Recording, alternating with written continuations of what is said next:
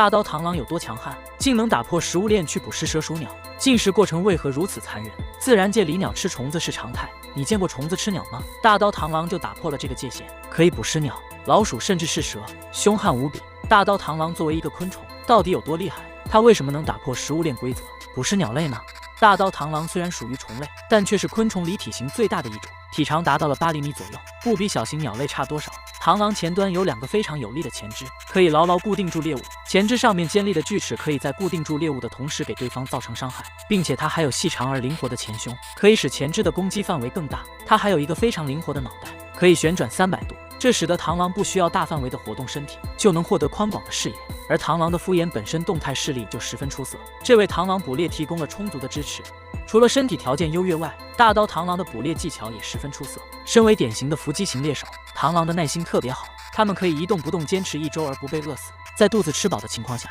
它们可以坚持2周，因此它们大部分时间都在等待。当猎物不经意间出现在攻击范围内时，它们会快速发动攻击。入侵美国的中华大刀螳螂就靠着优秀的身体素质和捕猎技巧，把北美的本地昆虫吃到销声匿迹。最后没昆虫可吃的大刀螳螂盯上了当地特有的小型蜂鸟，甚至还有摄影爱好者拍到了刀螳捕食小型蛇类的画面。最后，螳螂的性情也十分凶猛。北美蜂鸟被其他动物欺负习惯了，胆小易受惊，一被攻击就容易把自己吓死。而大刀螳螂是绝对的掠食性动物，它对于一切可以被自己捕捉到的动物，例如蛙类、鸟类、鼠类、蛇类等，都无畏无惧。食物匮乏的时候，连同类都会吃，可以说是凶残无比。大刀螳螂被称为世界上最残忍的昆虫，除了爱好吃同类以外，它们的进食方式也让人十分不适，因为它们进食的时候不像一般动物那样杀死了再吃，而是在猎物还活着的时候就开始吞食，过程堪比古代酷刑凌迟。据统计，喜爱活吞的非洲斑鬣狗吃完一只角马只需要10几分钟，最多不超过半小时，而被大刀螳螂咬住吞食的蜂鸟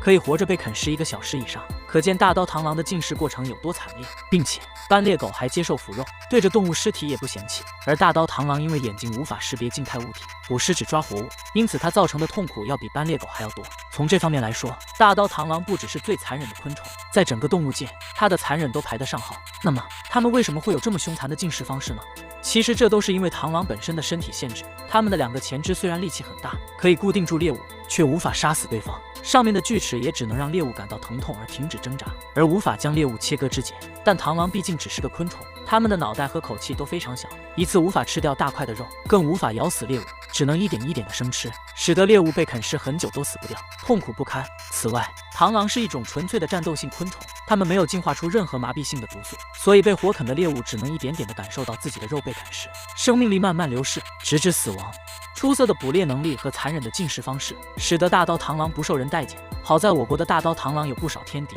金环胡蜂、蛐蛐等肉食性昆虫，以及一些大型的鸟类和蛙类都能威胁到它们的生存，因此这种螳螂在我国并没有造成什么大的危害。不过它们漂洋过海到达大洋彼岸的美国后，却造成了不小灾难，这是怎么回事呢？大刀螳螂原本是我国的特有物种，部分美国人为了消灭当地的农业害虫，从亚洲引进了大刀螳螂，从而使得它们在美国泛滥，只能说是自作自受了。身为凶猛的掠食性昆虫，螳螂的攻击性和攻击力都不小，到达美国后很快就把不少当地的昆虫吃干净了，并且螳螂还有吃同类的习惯。北美当地的短鞘螳螂体型特别小，完全不是中华刀螳的对手，因此大刀螳螂很快在美国到处泛滥。数量增多的大刀螳螂没有昆虫可以吃，就瞄上了小型蜂鸟，甚至影响了蜂鸟的种群数量。蜂鸟是北美重要的授粉鸟类，螳螂的大量捕食使蜂鸟变少，间接导致不少北美特有的花种绝迹。不过螳螂除了捕食蜂鸟以外，在狩猎害虫方面也十分高效，因此专家们至今没有确定螳螂到底算不算害虫，也没有专门进行治理。